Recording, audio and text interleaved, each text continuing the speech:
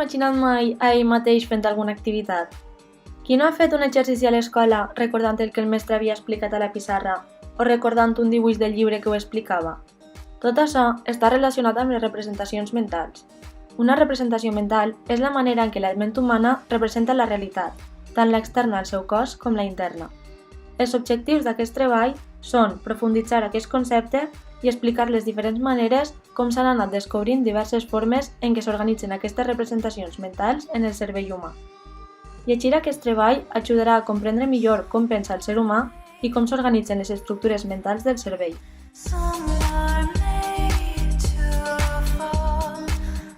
L'estudi de les imatges mentals va tindre el seu inici amb els mnemonistes. Entre ells trobem a Shereshevsky, un subjecte amb memòria pràcticament il·limitada, ja que pareixia que utilitzara les imatges eidètiques, és a dir, se li demanava que recordara una sèrie de nombres i ell veia la pissarra en la seva imaginació, per la qual cosa sols tenia que llegir-los. Les imatges mentals han sigut utilitzades amb fins pràctics moltes vegades. Entre elles trobem els codis mnemònics, com per exemple la tècnica de Simònides. La tècnica consistia en elaborar una imatge d'un escenari familiar i generar imatges dels objectes que es volien recordar, situant-los a llocs determinats.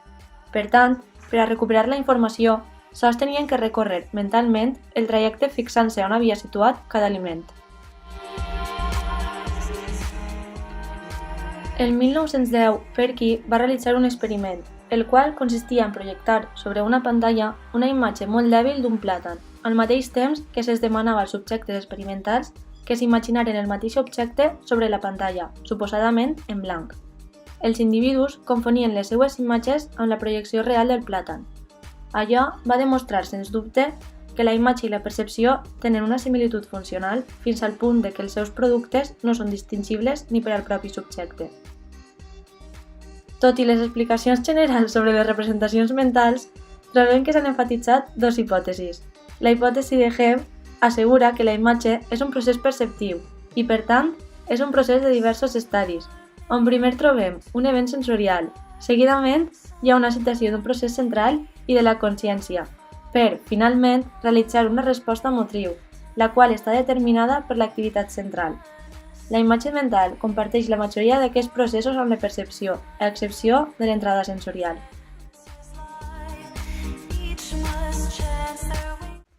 La hipòtesi dual de les representacions mentals, que va ser elaborada per Paivio, la qual sosté l'existència de dues formes diferents de representació, el sistema verbal i la imaginació, amb dos sistemes fortament relacionats, donat que actuen conjuntament però tenen propietats funcionals i estructurals completament diferents.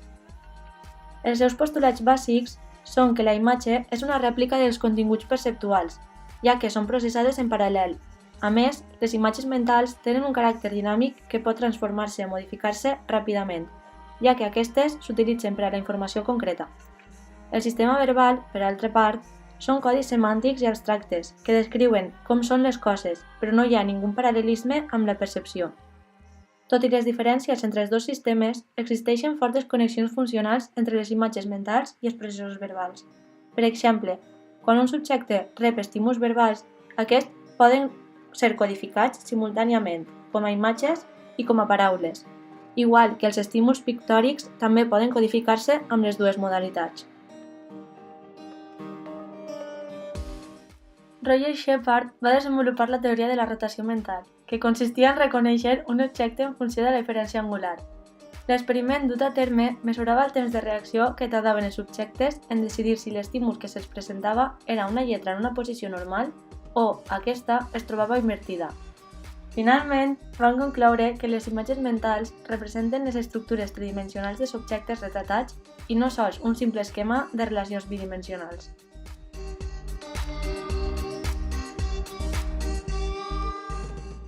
A un cas més ampli, trobem els mapes cognitius, ja que es tracten d'un tipus de representació multimodal, donat que la informació espacial s'organitza categorialment i es modula per esquemes cognitius, i per tant, té un component imaginatiu que ens ajuda a orientar-nos.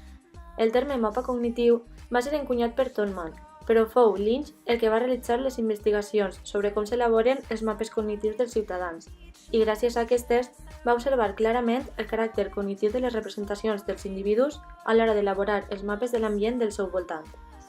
Per tant, va concloure que no es tracta d'una representació cartogràfica imparcial, sinó que és més bé una interpretació conceptual i analògica deguda a l'experiència dels subjectes en el seu entorn. Tot i ser complexos, aquests s'han seguit estudiant fins trobar les seues propietats. D'entre elles, cal destacar que és una estructura flexible de relacions espacials, en les quals la distància i l'orientació fluctuen en funció dels paràmetres contextuals i semàntics. Inclou processos de raonament espacial, permet establir inferències, s'ajusta a un principi d'economia, és a dir, si registrarem tots els mapes cartogràfics saturaríem el nostre sistema, però tindre en ment un recorregut ens fa estalviar. I finalment, és adaptatiu, el que ens suggereix que els processos cognitius subjacents són bastant precisos i correctes.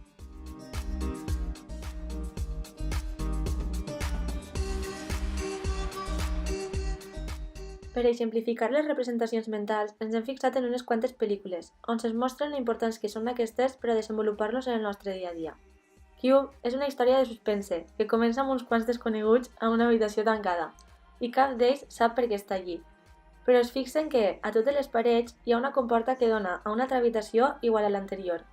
Han d'anar passant per aquestes per poder arribar a l'eixida, però en un moment donat veuen com una de les habitacions on es trobaven es mou, i és per això que es fan una representació mental del lloc on es troben. Cada quant de temps es mou cada habitació, quin recorregut és el que han de seguir per poder arribar a l'habitació que dona l'eixida abans de que es torni a moure. Memento narra el cas de Leonard, un home que per culpa d'un accident pateix amnèsia anterograda i que, per tant, no pot crear records nous.